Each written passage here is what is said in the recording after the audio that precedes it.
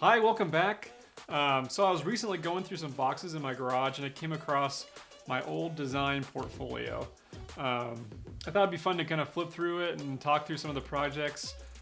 We can all cringe together at some of the beautiful design work I did as a senior in college. This is actually what I used when I applied for my first actual design job, and I'm pretty damn surprised that I actually got a job using this same portfolio. Cringeworthiness aside, this may be a good learning experience for someone that is putting together their first portfolio on examples of what not to do when it comes to designing and taking photographs and displaying your work. There's a lot of good examples of things that you should probably avoid when putting together your portfolio. So as far as like what I actually made the portfolio out of, it's just a kind of a micarta wood for the front and back, and it's got a hinged metal binding on the outside, and then each page has two holes that register with these screws, and then everything just kind of lines up in there. It kind of allows you to use maybe nicer stock paper, and you're not limited to how many you can put in, so you can make this as thick as you'd like. But it kind of buttons it up and makes it into a nice little desktop presentation. So that being said, this is the only print version of my portfolio that I've ever made in my entire design career. Every job that I've applied for out of college, I've just put it on my iPad and just presented it that way, or use the presentation materials or tools at the place that I'm applying for, like a screen and a computer. I'm just kind of giving my presentation digitally to whether it be an agency or an in-house position. It's all been a digital presentation. So this first project I had was a beekeeping project, and I had just kind of gotten my first big boy internship and started making a little bit of money, so I splurged and bought like this entire beekeeping kit, and the project was to brand a piece of packaging and then a few other collateral items to go along with it. So I branded the little smokestack there, and then the actual beekeeping items there. Everything got branded, and it was an interesting project to say the least. So at this time, I had just gotten my first DSLR camera. I just started kind of learning how to use it, kind of figuring out the settings. I just went ham photographing all these different products. The lighting is pretty awful, and for some reason they're all really grainy. But I think I had this camera for about a week before I started taking all these photographs.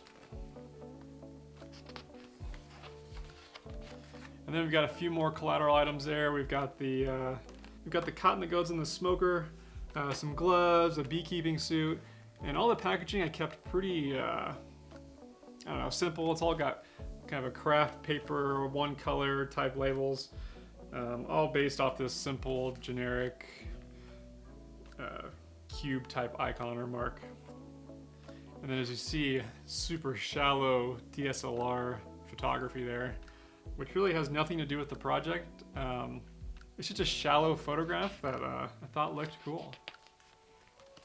So this next project was called Chili Queens, and I don't remember what the actual brief of the project was, but after doing some research, I found this little group of Hispanic women called the Chili Queens, and they would get together and cook chili and curse at people and were very profane and would smoke cigarettes over the chili pot.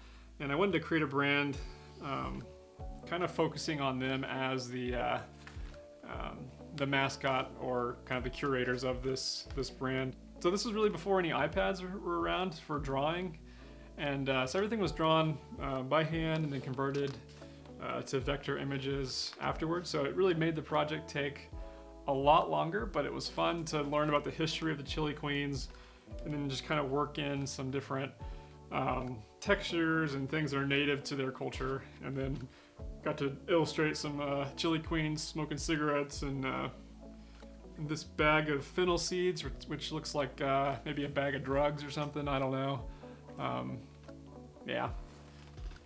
But as far as layout, it's not too bad. I would change a few things, but everything seems to be spaced well. The products are photographed decently well. There is some slight weirdness going on with some of the photographs, but overall, I think this is probably one of my favorite projects in the portfolio. So then we got a big version of one of the Chili Queens smoking a cigarette there. Maybe what a chip bag would look like. And then here's some crappy, maybe a little branding in-store type ad there with some gross looking chili that I photographed at some point with my brand new DSLR camera. So this next project, I had a buddy that worked for a landscaping company here in Kansas called Jayhawk Landscaping. And basically the project was to develop some brand collateral around that and kind of help rebrand or refresh a current brand. How many times can I say brand? A lot. So then it's kind of my first stab at doing an app. It looks horrible. Yeah, not a whole lot going on there. I did a little mark that overly simplified, some type that hasn't been altered or adjusted. It was just literally typed out. And then somehow I talked my buddy into doing this this campaign centered around an extreme, almost creepy love of plants. So we went out in my parents' neighborhood and I got all these embarrassing photographs of him, you know, giving a little tree a smooch there. And then he's in this one here, he's all up in that tree's business, kind of fondling them. And, yeah, it's pretty weird. Kind of going for more of a shock type ad campaign. And then we even got like a billboard, and we've got him balls deep in a bush there, just snuggling up, saying with the headline, "Plants need loving too."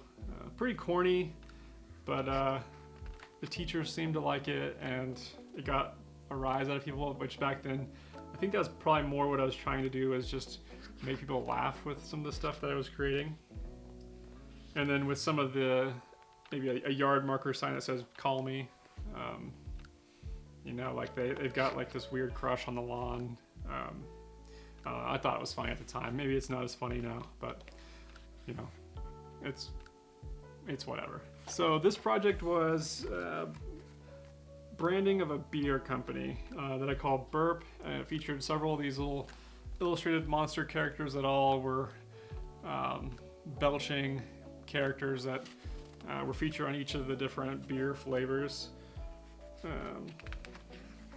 Not a whole lot to that. This was also before iPads were really around, so it was a lot of hand-done illustration converted in Illustrator. But yeah, there's a little package design with the little characters on there. There's really no thought or concept behind the actual design itself. It was just kind of, you know, I thought this looked cool and I thought that looked cool, and there's really no rationale behind different design decisions.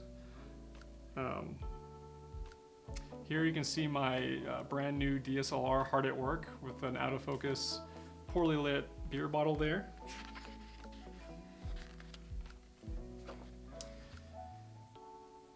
So this next project, our school had just started to kind of get more into digital things.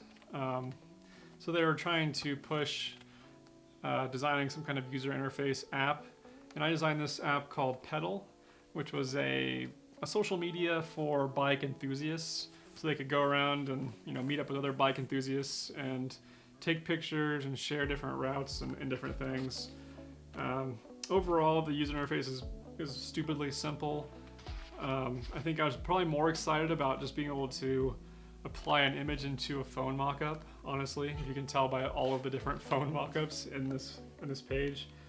The colors don't really work together. The logo is pretty crappy, and then the overall user interface just you can tell it was probably the first thing that I'd ever designed, really, as far as anything digital is concerned. I also went out and took all these photos with my DSLR, all underexposed. I really hadn't figured out how to get an even exposure, and they probably were taken in JPEGs. I couldn't really update them or make them look any better. And then maybe what a landing page would look like. I've got a simple menu, that same crappy bike picture. And then, hey, we've got another bike picture with a with a little ICT logo photoshopped on there. I'd really started to really experiment with Photoshop and maybe applying logos to uncommon things. I think I was pretty proud about that little. Spent a lot of time trying to get that little logo wrapped around the bar of the bike there. So this is probably one of my last projects I did for school, called Link. It was an urban farming company. And this one was a whole brand identity system that we were supposed to put together with a mark and a kind of a logo type, and then a whole signature, and then maybe how the mark would look separately. And then really talking about design decisions made for that mark. It was really the first project that I personally had that made me think of an entire brand system, and it, it was interesting, and actually ultimately is where I ended up going into as a professional career. I mean, this project here is kind of what piqued that interest in me in broad corporate visual identities. So we got color palette, icons, different types, how to use those types, some super simple letterhead, and I started pulling in some pictures of plants and a business card, and then maybe a little description on how to use the stationery, certain rules about typography and spacing and leading and size and color. I really enjoyed this project quite a bit.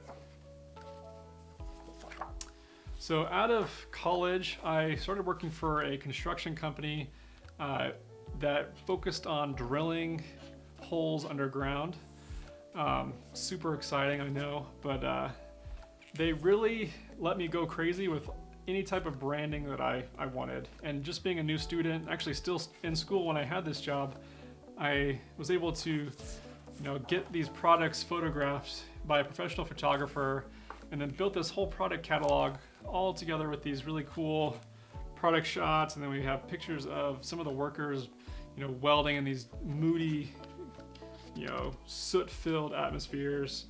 And some of these things are pretty massive. This one is about as big as like a small school bus. So I mean, to photograph these things took a decent amount of time, and they had to be hung from some really heavy trusses and different, scaffoldings and different things. But this was probably my first big professional job that I did towards the end of college, working for my first internship. And I think they still use this to this day. So I think they've made a few updates as they've discontinued products or taken other products off. But yeah, I was really proud of this project and how it turned out. And then next up, I have a page of all of my crappy logos that I had done so far. Some of these were for friends, some of them were school projects, some of them were professional projects. Well, I'd hardly call any of them professional. I did like how this one turned out. I think this one is pretty cool. It was actually featured in the Logo Lounge, one of the Logo Lounge books a few years ago. So it was for a local Shocker basketball group in town. One of their blogs that talked about basketball and different things. But really liked how that one turned out. All the rest can just go away and kind of chalk it up as a learning experience. Yeah, not a whole lot can be said for this page other than here's a bunch of crappy logos that I thought were really cool at the time. So that about wraps up my cringy portfolio review here.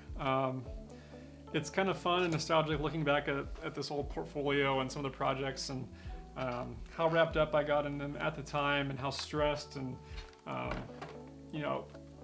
in retrospect how little time I actually spent on some of these projects compared to that of projects that I work on currently. Yeah, I think the biggest takeaway for a lot of these projects where I didn't really push my ideas far enough. I didn't work more. I didn't do enough sketches. I went into the computer too soon. And it's pretty apparent in the lack of concept really in this portfolio. But I ended up getting a job with this portfolio. I don't know how. I think the company just took a leap of faith and trusted that I would get better and more thoughtful as I got older. So I hope you enjoyed looking through my crappy college portfolio. There's a few decent projects in there, but most of them can probably go back in the box and get forgotten about there. So if you like this content, be sure to subscribe and like the video. And you know, are you working on a portfolio of your own? Do you have any struggles or questions or setbacks that you're seeing as you're building your portfolio? Be sure to put them in the comments below, and maybe myself or somebody else can help you figure those out. As always, thank you guys for watching, and I'll see you in the next video.